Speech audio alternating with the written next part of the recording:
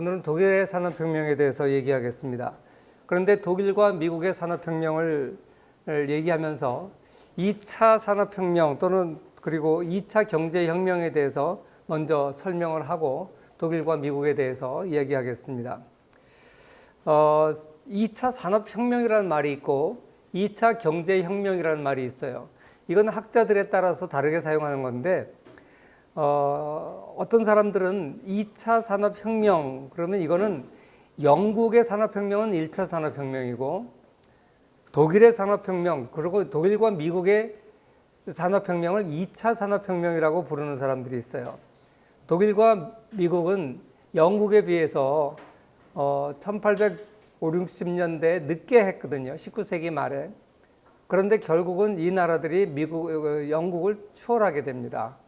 그리고 1차 산업혁명과 2차 산업혁명이 좀 다른 측면이 있어요. 그래서 이걸 2차 산업혁명이라 그러고 더글라스 노스는 산업혁명이라는 표현 대신에 경제혁명이라는 표현을 쓰죠. 인더스트리얼이 아니라 이코노믹, 경제혁명이라는 표현을 씁니다. 그래서 지난번에 고대 이전에 할 때 신석기 혁명을 얘기할 때 그걸 1차 경제혁명이라 그랬죠. 그래서 이 더글라스 노스는 산업혁명과 그 이전에 있었던 과학혁명까지 다 합해서 그리고 2차 산업혁명인 독일과 미국의 산업혁명까지 다 합해서 이거를 경제혁명이다, 제2차 경제혁명이다 이렇게 불렀어요. 우리가 오늘날 물질 문명의 이기다 그러면 여러분들은 어떤 걸 딱 떠올려요? 증기기관을 떠올려요? 면방직 공장을 떠올려요? 그러지 않죠.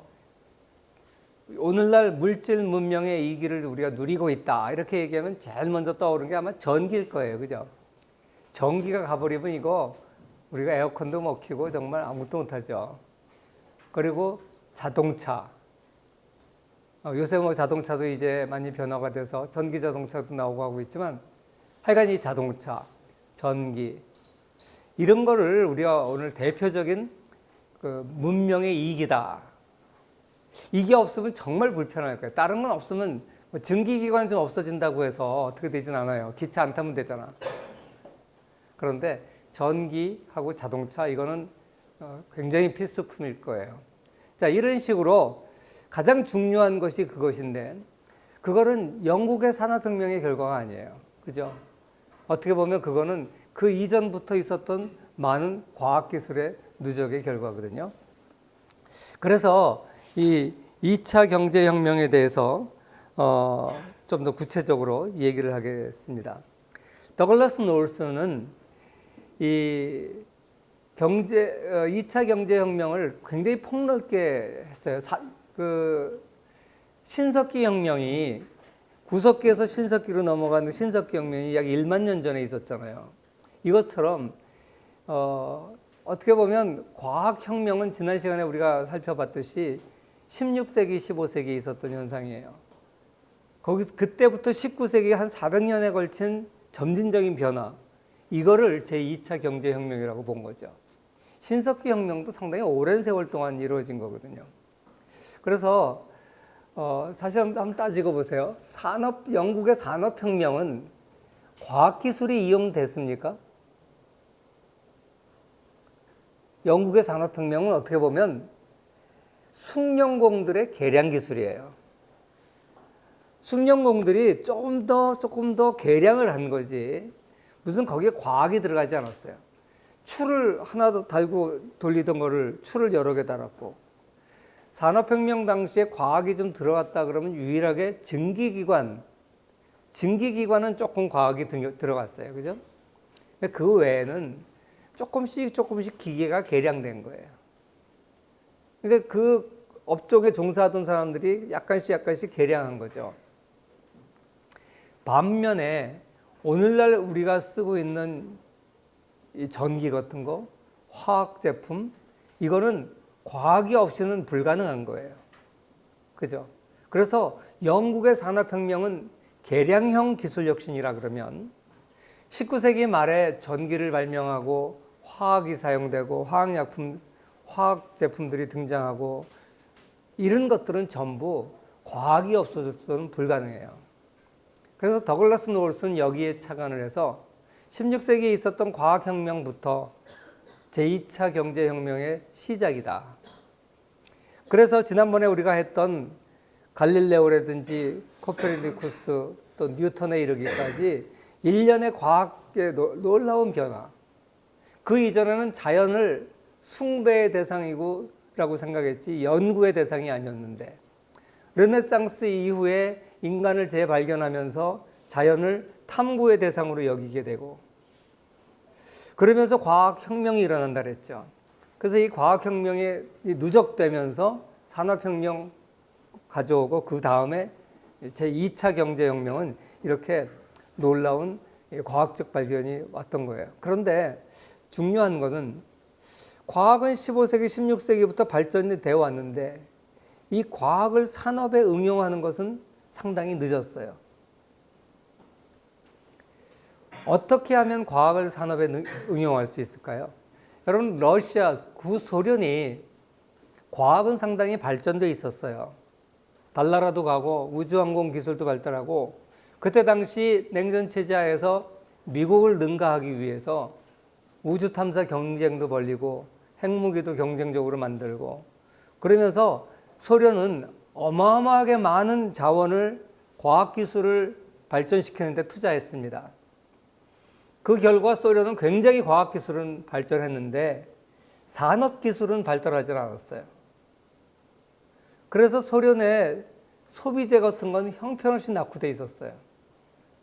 결국 구소련이 해체되고 나서 소련이 그 전국에 흩어져 있는 수많은 과학기술 연구소에 연구비를 대줄 수가 없어요. 그래서 그 과학기술을 마음대로 이제 팔아먹어라.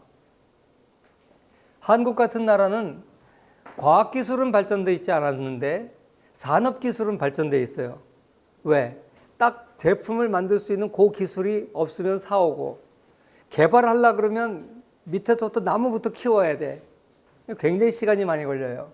그러니까 그렇게 안 하고 딱 열매를 따먹을 수 있는 그 기술을 사오든지 아니면 그 기술을 가지고 회사를 M&A 흡수해가지고 합병을 해가지고 구하든지 아니면 뭐 훔쳐오든지 사실 훔쳐온다는 것이 나쁜 거지만 상당히 많은 후발 국가들은 선진국들의 기술을 훔쳐왔습니다. 영국의 산업혁명의 기술들을 독일과 프랑스가 많이 훔쳐왔고 과거에 한국은 경제개발 초기에 뭐 돈이 있어야 사오죠. 그러니까 모방을 많이 했죠. 모방을 좀 심하게 하면 훔쳐오는 거예요. 그죠? 오늘날 중국이 미국의 기술을 훔쳐간다고 미국에서 지금 5G 기술 화웨이를 갖다가 지금 제재를 가하고 있어요. 이건 어느 나라든지 과거 산업화 과정을 보면 그런 일들이 있었습니다. 한국도 마찬가지로 산업기술은 발달돼 있었어요. 그런데 그 원천기술 또는 그 기초과학기술은 발달되어 있지 않았죠. 반면에 소련은 기초과학기술은 굉장히 발달되어 있었어요. 그런데 그걸 산업으로 응용하지는 못했어요. 그래서 군사과학이라든지 뭐 첨단 제품을 만드는 거라든지 이런 건 굉장히 발전되어 있었는데 그걸 가지고 돈벌이를 못하는 거예요. 그래서 이 두 가지는 다릅니다. 그럼 왜 공산주의 국가에서 과학기술은 발달되어 있는데 그것을 산업으로 응용하지 못했을까? 그 이유는 과학과 산업 기업들이 별도로 움직이기 때문에 그래요. 그래서 소련이 이제 멸망하고 나서 그 연구소에 연구 자금을 대줄 수가 없고 그 과학자들이 먹고 살기 어려우니까 소련 연방에서 그 과학자들한테 니네들이 이제 알아서 기술을 팔아먹어라. 그러고 살아라. 이렇게 된 거예요. 그래서 많은 과학자들이 개발도상국으로 이렇게 이직을 하든지 뭐 과학기술을 팔든지 했죠. 그런데 그 소련의 과학기술을 선진국들은 별로 필요가 없었어요. 이미 과학기술이 발달되어 있는 나라들은 굳이 뭐 소련 기술을 뭐 얼마나 필요하겠어요. 자기네들이 없는 것 몇 개는 필요하겠지만 대부분 필요하지 않아요. 또 아주 낙후된 나라들도 그 발전된 소련의 과학기술 갖고 와서 어디 써먹을 데가 없어요. 근데 딱 도움이 되는 나라가 어떤 나라예요? 산업은 발달되어 있는데 과학기술은, 기초과학기술은 낙후된 나라. 한국이지 뭐. 그런 한국 같은 나라들이 굉장히 이제 그때 소련의 과학자들 많이 받아들였어요. 그래서 그때 한때 한국한테 참 큰 도움이 된다. 근데 더 많이 받았어야 되는데 뭐 안 그래서 잘못했다. 이런 얘기들이 많이 나왔습니다. 이렇게 과학기술이 발달한다고 해서 저절로 그게 산업에 응용되는 건 아니에요. 어떻게 하면 응용이 되게 할까? 그것을 가능하게 해준 게 바로 특허예요, 특허. 특허 제도가 발달 안 되면 과학기술을 발전시켜 봐야 그건 연구가들의 연구, 재미로 하는 연구에 끝나요. 그런데 그거 가지고 큰 돈을 번다. 이걸 그럼 얘기가 달라지죠. 그래서 이걸 과학기술을 산업에 응용시키기 위해서 특허를, 제도를 이제 시행을 하기 시작한 거죠. 이걸 잘한 나라가 독일하고 미국이에요. 그러니까 이 특허라는 것은 어떻게 보면 발명에 대한 재산권을 인정해 주는 거죠. 발명을 하기 위해서는 많은 노력과 시간과 돈이 들어갑니다. 그런데 그 발명의 결과를 누구나 복사해서 쓸 수 있다 그러면 누가 그 노력을 하겠어요? 발명이 일어나지도 않을 뿐더러 그것이 산업으로 연결되질 않아요. 그런데 이거를 발명한 거를 잘 활용해서 돈벌이가 된다 그러면 기를 쓰고 산업으로 연결을 하죠. 다시 말해서 재산권을 인정해 줘야 돈벌이가 돼요. 오늘날 돈을 벌기 위해서 남이 쉽게 복사할 수 있는 기술은 전혀 가치가 없습니다. 내가 아무리 개척을 해놔봐야 곧 이어서 경쟁자가 나의 발을 딛고 나의 등을 딛고 더 싸게, 더 쉽게, 더 새로운 제품을 내놔버리기 때문에 소용이 없어요. 그러니까 법으로 보호를 해주던가 복사하기 아주 어렵게 만들어버리던가 그러지 않으면 거기서 돈을 벌 수가 없어요. 그럼 산업으로 응용이 안 돼요. 그런데 이거를 산업으로 응용이 되게 해준 것이 바로 특허권 제도예요. 이걸 사적 수익을 사회적 수익에 근접시킨 재산권 혁명이다. 이렇게 이제 표시를 여기서 했죠. 이게 뭐예요? 사적 수익이라는 것은 발명한 사람들이 개인이 얻는 사적 수익을 말해요. 사회적 수익은 그것이 발명돼서 사회 전체적으로 유익을 끼치는 게 사회적 수익률이에요. 이걸 같이 간다는 게 뭐예요? 어떤 게 하나 발명돼서 사회의 이득을 한 개인이 독차지한다는 소리죠. 같이 만들어주는 건 그런 의미예요. 완전 독차지는 안 되겠지만 사회가 유익을 보는 거에 상당 부분을 발명한 사람이 이익을 갖도록 해주는 장치가 특허권 제도죠. 그 특허권 제도는 바로 발명이라고 하는 눈에 보이지 않는 무형의 자산, 지식이라고 하는 눈에 보이지 않는 무형의 자산의 재산권을 인정해 주는 거예요. 지난번에 내가 인클로저 운동을 통해서 부동산에 대한 사적 소유권을 인정됐다 이런 얘기를 했죠. 그것이 영국의 산업혁명이 하필이면 영국에서 발생하게 한 큰 요인 중에 하나가 인클로저 운동을 통한 부동산에 대한, 토지에 대한 사적 소유권의 확립이었다 이렇게 얘기를 했어요. 마찬가지로 과학기술이 산업기술로 응용되게 만들어주는 것은 바로 이 지식과 발명이라고 하는 눈에 보이지 않는 자산의 재산권 인정이에요. 생각해 보세요. 부동산보다 더 재산권 인정하기 어려운 게 무형의 재산 아니겠어요? 지식 같은 거. 우리가 뭐 소프트웨어 카피하거나 책 카피하는 것은 좀 죄책감이 덜 들지 않아요? 남의 물건을 훔친다 그러면 훔친 사람도 조금 죄책감이 있을 거예요.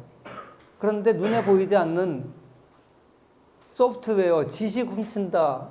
이건 뭐 책을 복사한다. 조금 죄책감이 안 들죠. 그래서 많은 학생들이 복사를 하는 것 같아요. 아무튼 이렇게 인류의 역사는 어떻게 보면 동산에서 부동산으로 사적 소유권이 확대되고 다시 부동산에서 눈에 보이지 않는 지적 재산까지 확대가 되면서 이게 물질 문명의 발전을 가져온 거예요. 그래서 어떤 사람들은 인류 문명의 발전은 소유권 확대의 역사였다. 동산에서 부동산으로, 부동산에서 지적 소유권 같이 눈에 보이지 않는 재산권으로. 그래서 이런 것을 통해서 제2차 경제혁명을 가지고 오게 됐습니다. 우리가 이제 이게 왜 혁명이냐 이 얘기는 신석기 혁명 때 얘기를 했죠. 경제 체제에 분명한 변화를 갖고 왔기 때문에 이걸 혁명이라 그러는데 지식 스톡이 근본적으로 변해서 생산 잠재력이 근본적으로 변화된 거예요. 그리고 그 결과로 조직이 변화된 거죠. 그 자본주의 사회가 나타나게 됐습니다. 그래서 이 변곡점의 변화라 그러죠. 변곡점은 여러분들 고등학교 때 함수를 배울 때 아마 다 배웠을 거예요. 기울기의 기울기가 변하는 거. 2차 도함수의 기호가 바뀌는 거. 그게 변곡점이죠. 저기서 보면 바로 요 점이 점점 기울기가 감소하다가 기울기가 다시 증가하죠.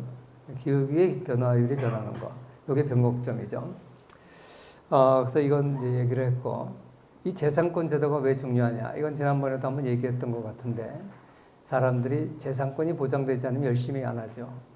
분쟁도 또 많이 생겨요. 재산권이 보장이 확립이 안 돼 있으면. 그리고 인간이라는 건 자기 걸 아껴요. 그래서 이 사적 재산권이 중요한 거죠. 그래서 제 2차 경제혁명에 대해서 내가 지금 설명을 했습니다. 그래서 이 특허는 영국이 특허 제도라는 걸 먼저 만들었지만 지난 시간에 얘기한 것 같이 영국은 Red Flag Act 적기 조례 여기서 본 것 같이 기득권 소유자들이 하도 기득권자들이 자기를 보호하려고 하는 바람에 이런 기술의 변화가 제도의 변화로 이어지지를 못했다 그랬죠. 그래서 이 특허 제도는 오히려 후발 선진국인 독일과 미국이 받아들여서 거기서 더 2차 경제혁명이 확산이 되게 됩니다. 그래서 이 2차 산업혁명을 이제 독일과 미국이라고 그랬고, 그 다음에 2차 경제혁명은 과학혁명부터 2차 산업혁명까지 이르는 이 일련의 모든 것들, 이걸 경제혁명이다, 2차 경제혁명이다, 이렇게 얘기를 했는데, 그 특징은 뭐냐면 자동화 기계의 발전, 그것이 인간의 손과 마음을 대신했다. 그래서 이 기계가 등장한 것뿐만이 아니라 호환성 부품제, 헨리 포드 자동차에 어셈블리 라인, 사람은 서 있고 기계 라인이 지나가는 거죠. 이런 거. 그리고 뭐 최근에는 컴퓨터 이런 거. 그리고 에너지원의 발전. 옛날에 에너지원은 주로 사람이나 동물의 힘이었습니다. 그런데 이것이 증기기관으로, 그 다음에 내연기관으로, 이제는 전기로, 이제 핵에너지로 이렇게 변화된 거죠. 물론 이제 그 전에 이제 석유의 활용도 있죠.